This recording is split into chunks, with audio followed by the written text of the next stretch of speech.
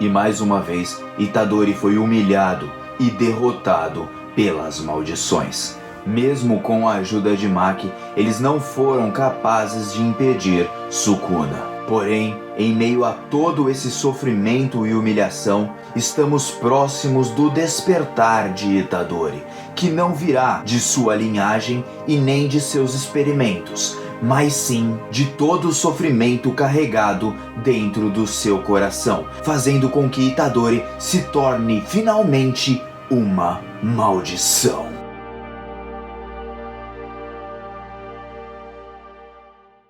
E aí galera do canal do Mano Joe, como vocês estão? Espero que todos estejam muito bem. E hoje para mais um capítulo de Jujutsu Kaisen, capítulo 215. Se você quiser saber onde eu li, vá lá no grupo Jujutsu Kaisen BR, no post que eu vou deixar aqui embaixo, no link aqui embaixo, porque o Bruno Oliveira, agradecimentos totais a ele, porque foi ele quem traduziu, e podem confiar na tradução dele, que é mais oficial até do que a Gekko Scans no meu ponto de vista. O cara sabe traduzir do japonês, ó, perfeitamente. Todas as traduções dele batem muito com o original postado na Manga Plus. Por isso, confiram lá o link e vocês poderão ler esse capítulo. Agradecimentos ao Bruno Oliveira e também ao Fábio, que ajudou ele nesse processo. Por isso, sempre se lembre, os canais nunca dizem quem traduz, de onde eles pegam as informações. Eu tô falando aqui pra vocês acompanharem e entrarem lá no Jujutsu Kaisen BR, um grupo do Facebook. E bom, bora lá, vamos para mais esse capítulo, porque eu tenho uma teoria aqui, que para o Itadori ter aquele famoso despertar, ou ter um up, um buff de força, ele se tornará finalmente em uma maldição. Mas isso eu vou explicar ao decorrer de todo o capítulo, beleza? Vamos lá. Seguinte galera, Jujutsu Kaisen completou 5 anos e por isso ele ganhou capa da revista da Jump.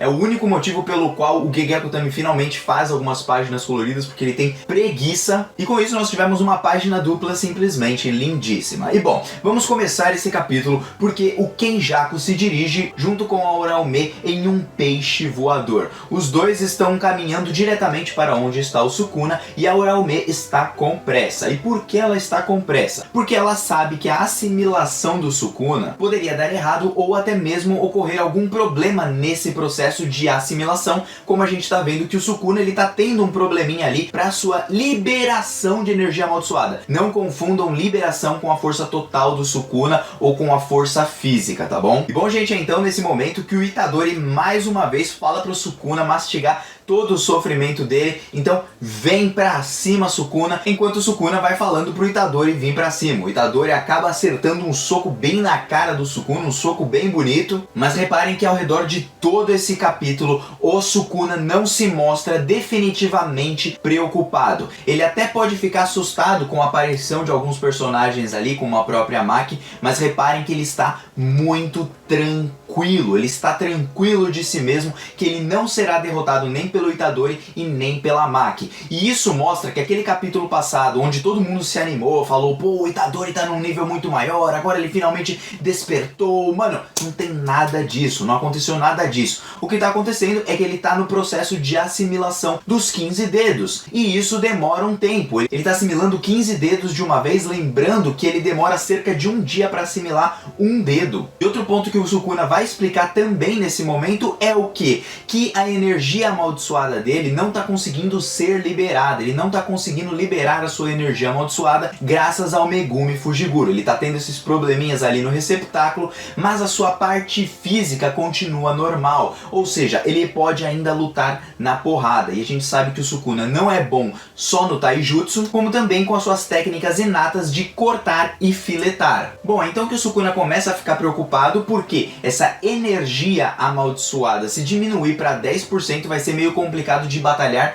contra o Itadori. Por quê? Porque ele vai ter pouco ali para poder lidar com ele e ele só vai poder ir na porrada mesmo. E se aparecer mais alguém, fica complicado para ele. Claro, quando eu digo que ele fica preocupado, não quero dizer que ele está desesperado, mas na verdade o Sukuna ele tá bem, mas bem tranquilo mesmo, porque ele tem total confiança no que ele pode fazer. E é então que ele diz que ele precisa efetuar alguns ajustes naquele receptáculo do Megumi, e é nesse momento que ele fala pela primeira vez que ele já não tem mais problemas em em matar o Itadori. E o que ele quer dizer com isso? Que o receptáculo do Itadori já não se faz mais necessário. Por isso, nesse momento, ele já estaria pronto para matá-lo e ele sempre se mostra confiante, até aparecer finalmente a Maki, fazendo o Sukuna cagar no pau e ficar super assustado. Putz grila, ela conseguiu sobreviver àquilo que eu fiz com o Nui a capítulos passados. Então sim, o Sukuna começa a reconhecer a força da Maki, mas ele não reconhece a um ponto de imaginar, putz, ela realmente é muito forte. Se a gente lembrar lá no passado, o Toji, ele conseguiu enfrentar o Gojo e o Gojo ainda não estava no seu auge. Outro detalhe é que ele estava totalmente preparado com todas as suas armadilhas.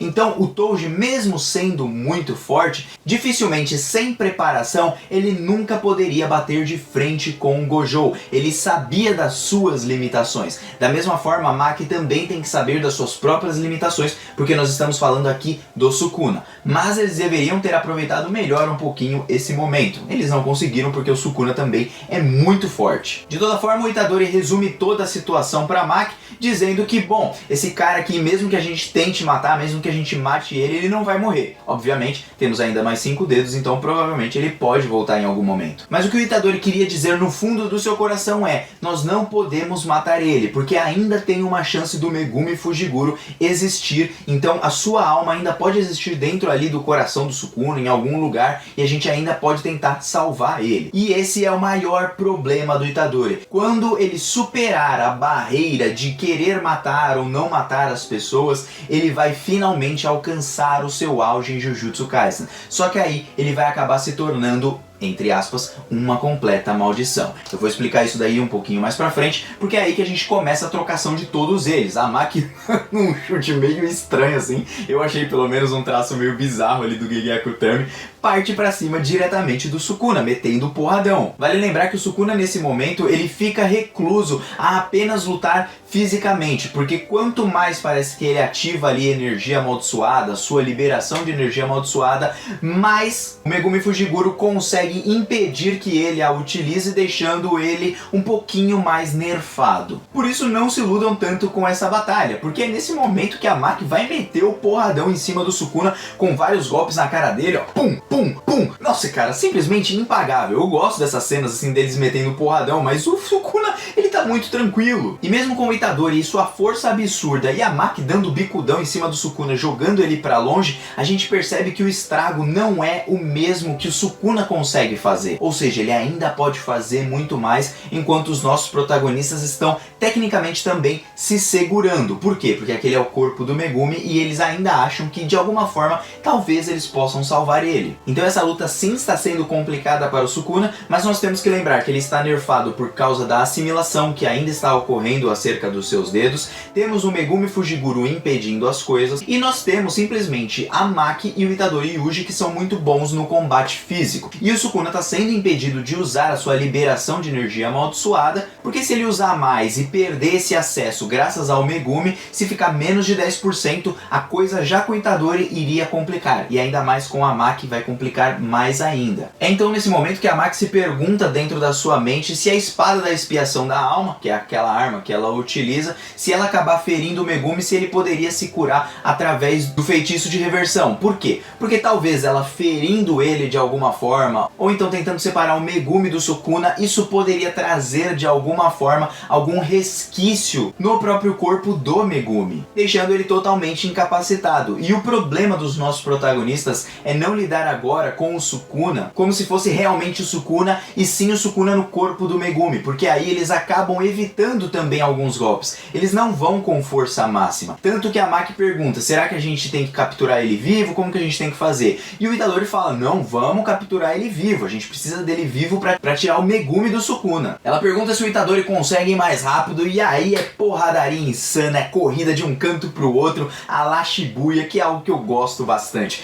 Vai lá o Sukuna pra um lado, lado, e vai o Itadori por outro, e vai a Maki por outro. Mais uma vez eles vão metendo a porrada em cima do Sukuna, mas reparem, eles aumentaram a velocidade, mas o Sukuna agora consegue defender o golpe de ambos, e vai defendendo, defendendo. E o Sukuna, depois de defender esses golpes, ele raciocina o seguinte, que ele tendo machucado os seus entes queridos, talvez ali os seus Shikigamis ou amigos, aquele corpo tenha o restringido a utilizar a liberação de energia amaldiçoada completa, como ele poderia utilizar. E é então que ele utiliza ali uma das suas técnicas, que provavelmente é uma variação do corte do filetar, porque mesmo tendo o nome como teia de aranha, a gente não sabe se isso é um dos Shikigamis do Megumi, mas ao que parece, pelo resultado daquele golpe que vai destruir o chão, vai cortar o chão, vai quebrar o chão em 1000 pedacinhos, talvez seja apenas uma variação da técnica inata do próprio Sukuna de cortar e filetar. Ele ativa essa técnica que quebra o chão e aí mete o porradão em cima da Maki, mas a Maki aguenta,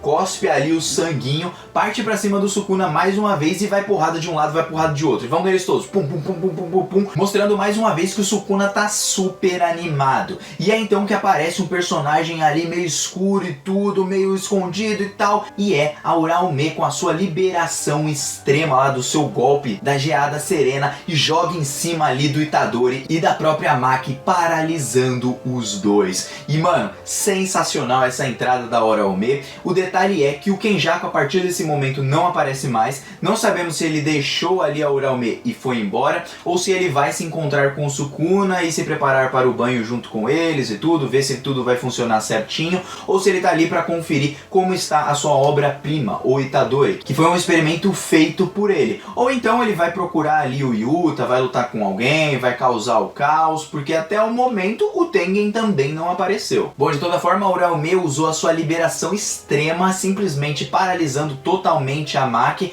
mas por via das dúvidas ela deixou com que o Itadori tivesse menos congelamento, para caso desse alguma coisa errada, talvez até no próprio banho. Então ainda alguma coisa pode acontecer nesse banho contra o próprio Sukuna, reparem nisso, viu? Por isso que eles precisariam, entre aspas, deixar ainda o Itadori vivo. De toda forma, segundo o próprio Sukuna, ele já não precisa mais do Itadori, então ele nem liga, podia até ter matado ele, mas ela fez bem em trancar a Maki, porque essa sim seria um grande de um problema ali contra eles. Mais uma vez reconhecendo a força da Maki, que daria problema para ambos. Só que uma andorinha não faz verão e eles conseguiram travar ali a Maki no meio do caminho, impedindo ela de atacar eles novamente. É então que o Sukuna ativa o Nui e já se prepara para o banho. Pede para Uraume, ó, prepara já o banho, porque agora eu vou tomar esse banho aqui, vou finalizar esse corpo e vou finalmente retornar. Como a Uraume é uma baba-ovo ali do Sukuna, ela fica super feliz quando ele a elogia também nesse momento,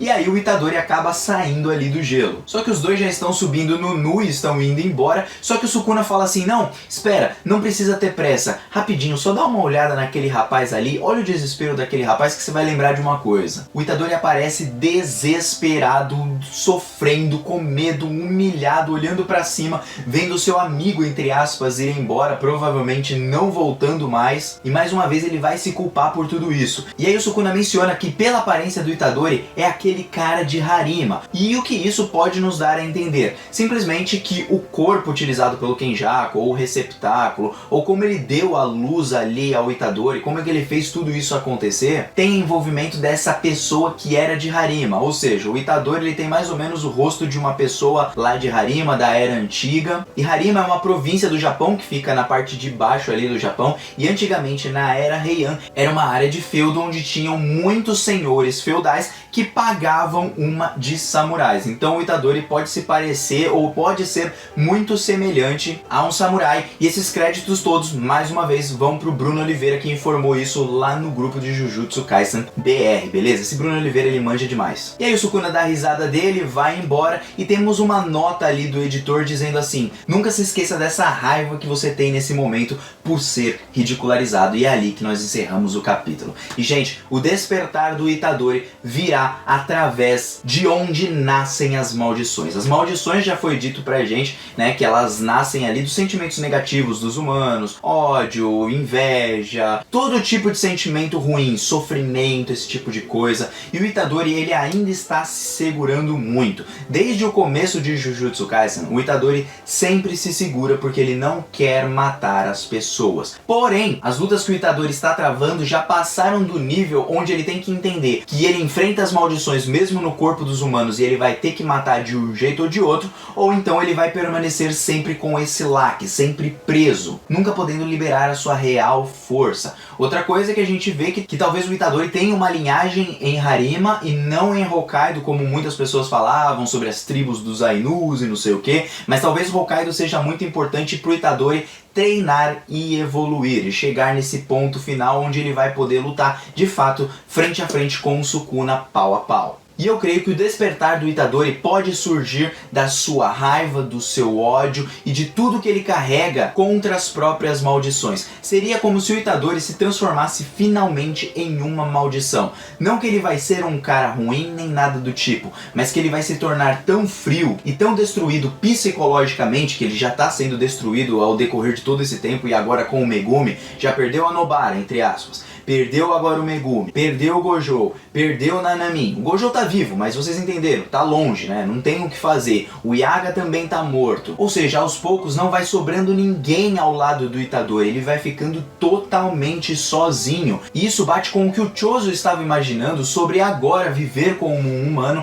enquanto o Itadori aos poucos vai começar a viver como uma maldição, por causa do seu ódio, do seu sofrimento contra o Sukuna. Essa raiva que ele está guardando dentro de si, uma hora que ela for desperta, ele finalmente despertará o seu poder, mas se tornará também em uma, entre aspas, maldição, porque ele já não vai mais viver como ele vivia antes. Não vai viver apenas como uma engrenagem, mas vai viver como uma maldição que quer matar sem dó todas as outras maldições. A gente percebe em capítulos passados, pelas falas do Itadori, que a maldição continua sempre sendo maldição. Ou seja, ele ainda parecia ter algum tipo de esperança da maldição não ser algo ruim. Mas aquela é a natureza das maldições, ele não tem como mudar essa natureza. E por isso, para ele evoluir, ele também vai ter que mudar a sua própria natureza, se tornando em uma pessoa completamente diferente. E é por isso que eu digo que o despertar dele virá através do seu sofrimento, e não da sua linhagem nem nada do tipo, porque o Gege Akutami trabalha muito bem essa parte e a narrativa dele me leva a pensar que a única forma do Itadori evoluir é simplesmente deixando liberar toda a sua raiva, todo o seu ódio, todo o seu sofrimento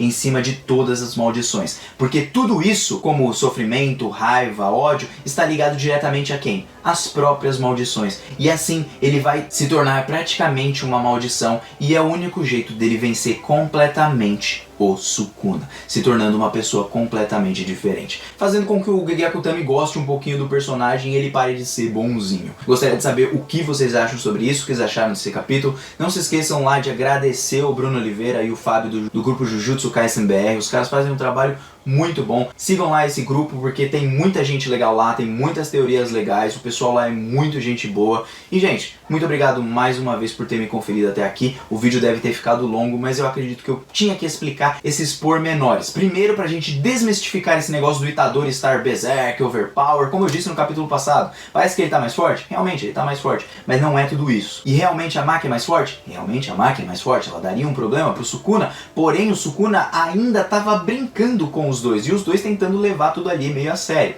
Mas também temos o ponto onde os dois não queriam matar, entre aspas, o Megumi, porque, né, o Megumi ainda poderia estar vivo e eles poderiam de alguma forma salvar através da espada da expiação da alma. Mas isso é só uma conjectura, porque nem eles sabem e nem nós sabemos também. De toda forma, o Kenjaku também tá meio sumido, não sei se ele foi para outro canto para lutar contra o Yuta e finalmente nós teremos a morte dele, mas vai adiantar do que? O Sukuna já tá liberto e o objetivo dele já tá na mão. Então nos resta aguardar os próximos capítulos de Jujutsu Kaisen, porque teremos sim na semana que vem mais um capítulo e provavelmente depois da semana que vem nós teremos uma pausa. Eu tenho quase certeza de que isso vai acontecer. Então, Mano Joe aqui está vazando. Até o próximo capítulo. Espero o comentário de vocês. E fui. E valeu.